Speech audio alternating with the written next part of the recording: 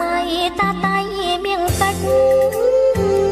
ររលកប្រាច់ប្រាច់រំលេចស្ទឹងបែជាពួន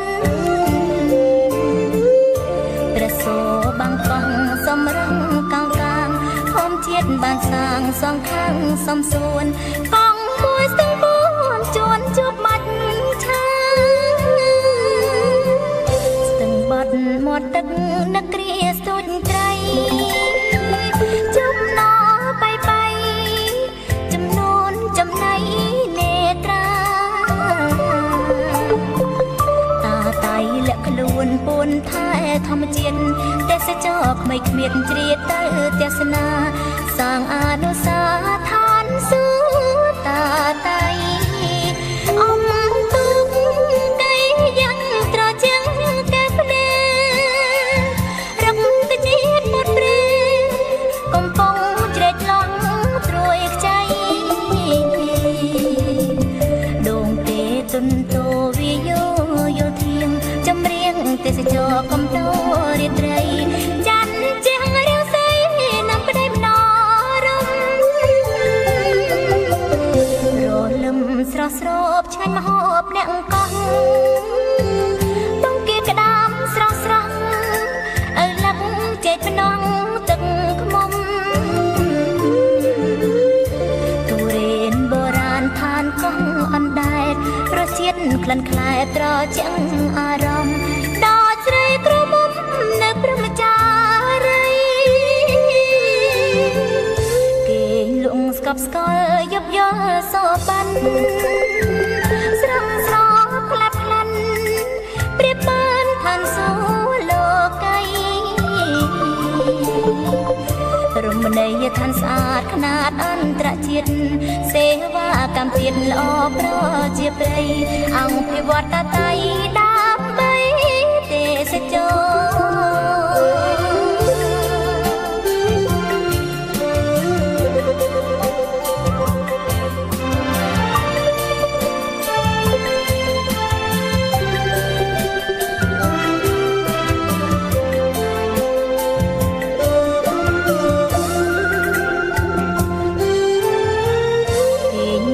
ស្រមៃតាតៃមៀងពេជ្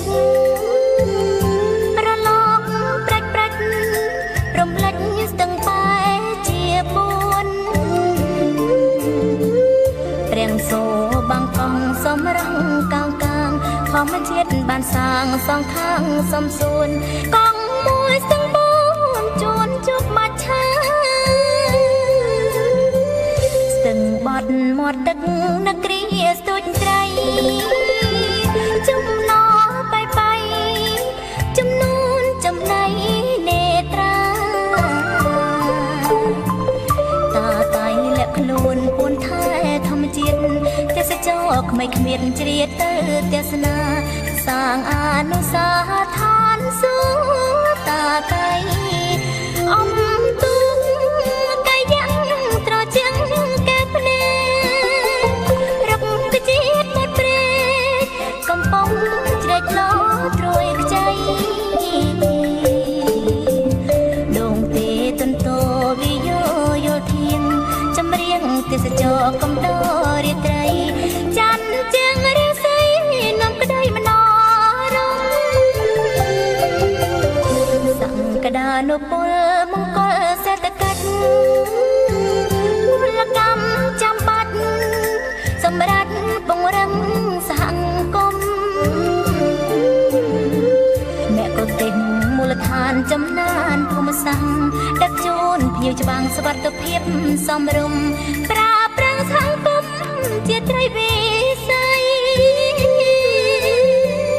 គេងលងស្កប់ស្កល់យប់យល់សបាន់ស្រងស្រផ្លាប់ផ្លាន់ព្រៀបបានឋានសួគ៌លោកីរមណីយដ្ឋានស្អាតខ្នាតអន្តរជាតិសេវាកម្មទៀតល្អប្រជាប្រិយអង្គភិវឌ្ឍតាតៃដើម្បី